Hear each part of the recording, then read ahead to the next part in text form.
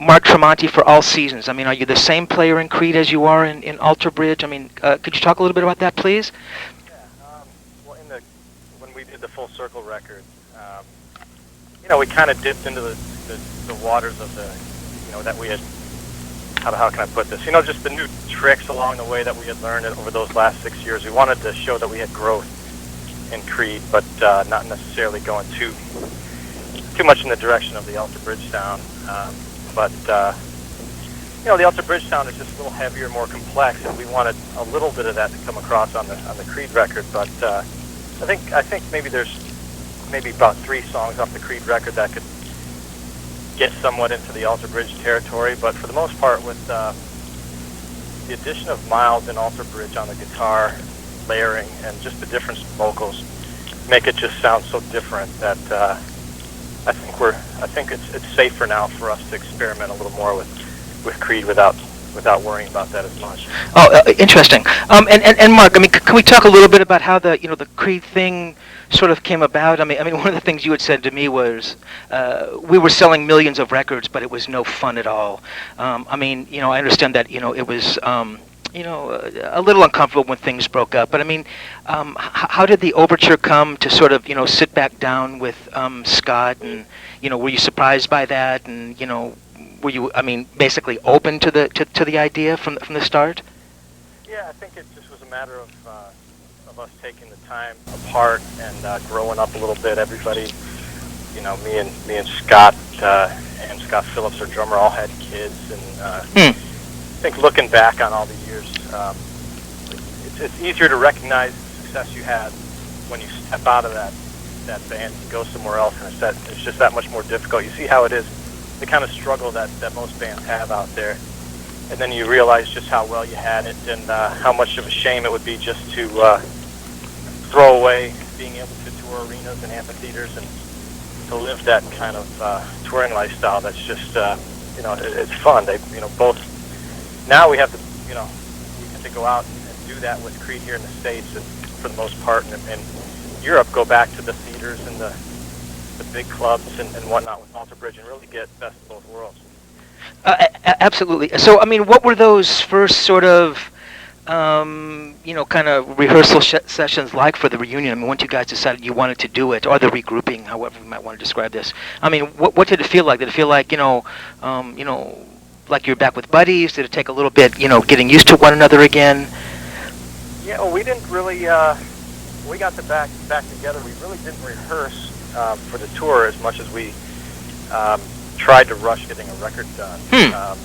We had talked about just doing a summer tour, and then we decided if we're going to go for it, we might as well do it the right way and get an album out there to support the tour and just show people that we wanted to stay relevant, not just be a band that relies on their legacy, and of the past and all the radio tunes that we had out there. We wanted to have something new out there, but so we gave ourselves a real short period of time to get it done since the tour was already scheduled. So we essentially we pretty much had 3 months to write, record, and rehearse for a tour. So it was a lot of work, but me, Scott Phillips and Brian have been together for so long that it's easy for us to get into a room and arrange a song.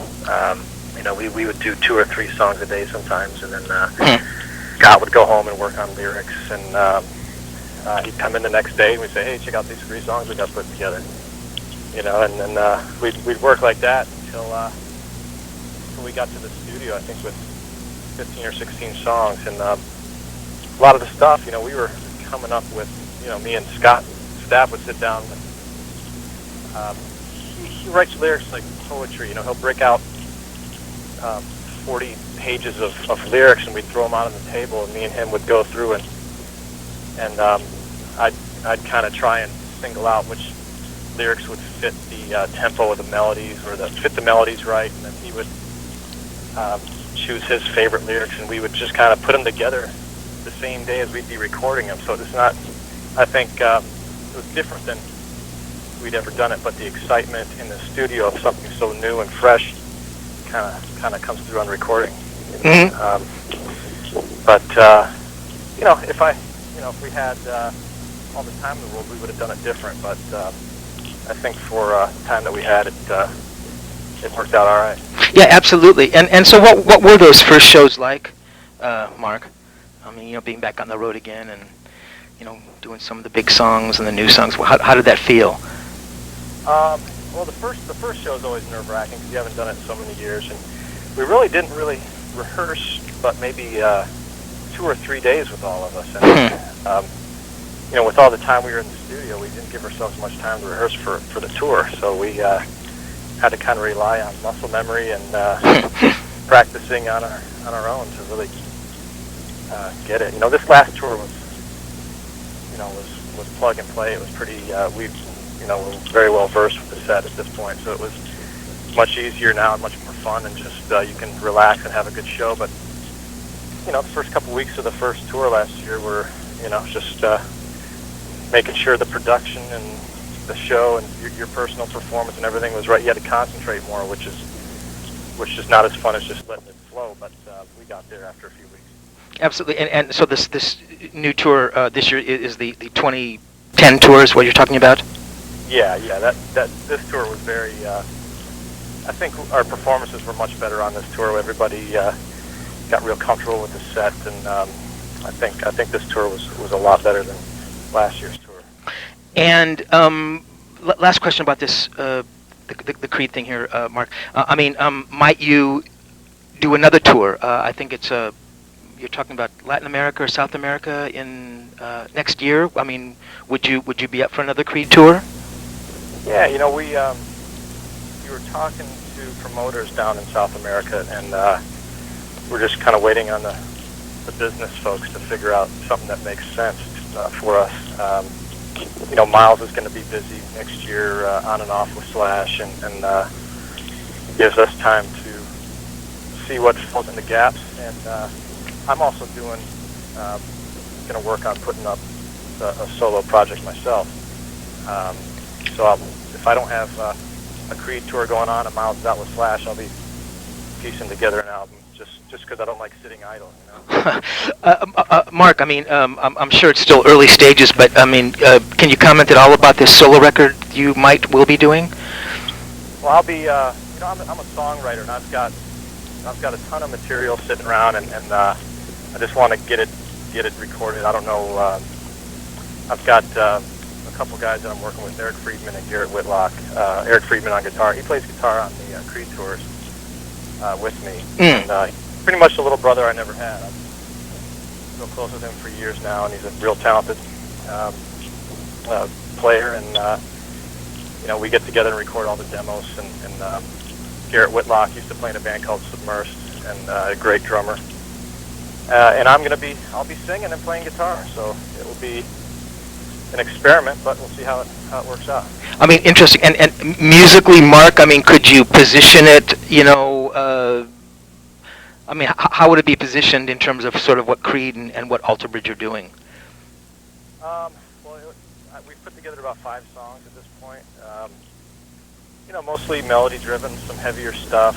It's tuned down a little lower because I've got a lower voice. So it's everything's down at least a whole step. So it's a lot of stuff's tuned down to C. So it's so that lends to a nice heavy guitar sound. But we'll see. It's not all going to be heavy. It's going to be mostly. It's either going to be heavy or melodic. One of the two. Probably a mixture of both. Gotcha. Cool. The new record, Mark, and it is called AB3. Yep. Cool. When we spoke last, you had mentioned that when you sort of came up with Blackbird, the track, that sort of became the anchor song for that album. That you were now able to build this record around this song. That was such a strong song. Can you look at a song off the new record as being that anchor track? Might it be Isolation? The first single. I think Isolation is just a fun, heavy rock song. I think it's going to be a fun live song, just an energetic tune. But I think there's other songs on the record that are much deeper. I think my favorite song on the record is "Show Me a Sign." Really? Yeah, that's the one that gets the most emotion out of me.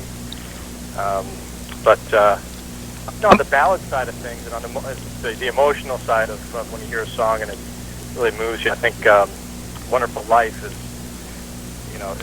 about as emotional as it gets for Alter Bridge. And I was a little bit when we were writing this record, I was really pushing in the direction of let's not chase down radio singles. Let's keep everything as artistic as possible, and not conform in any way, shape, or form.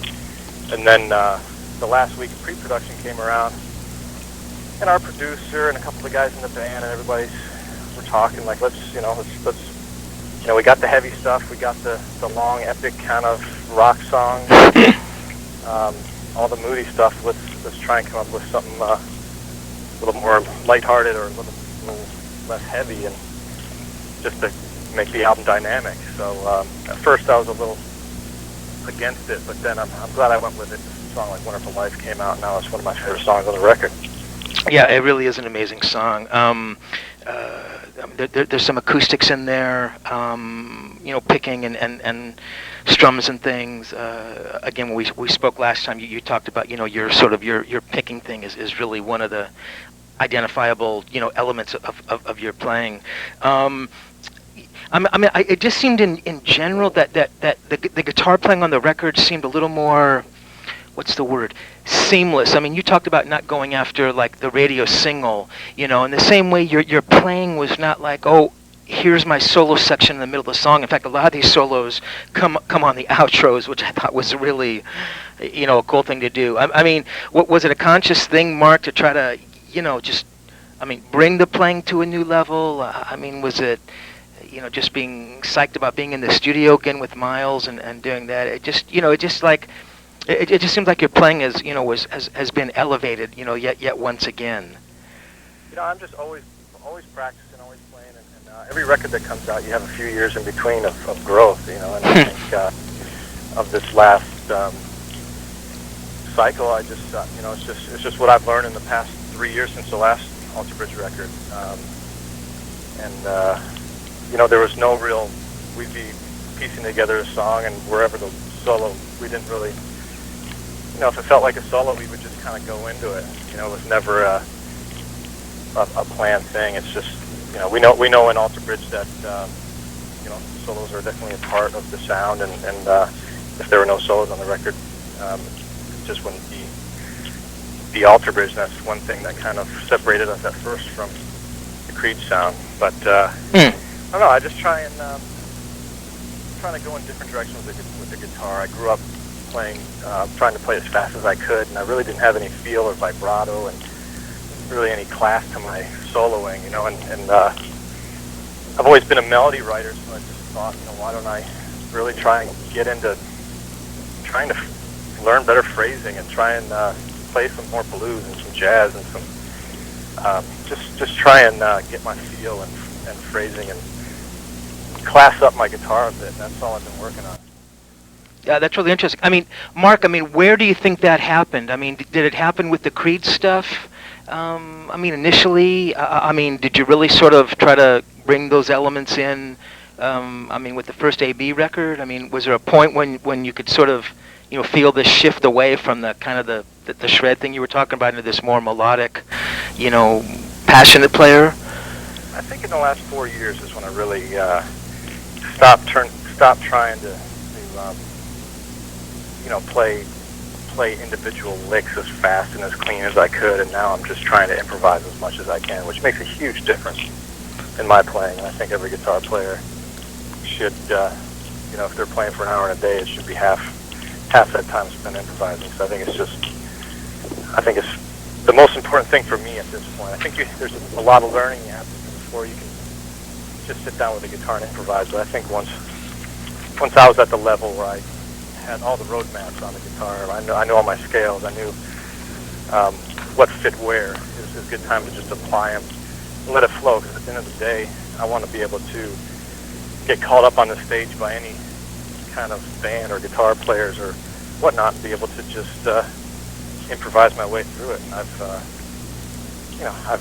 before, when I was younger, there was no way in the world I could do that.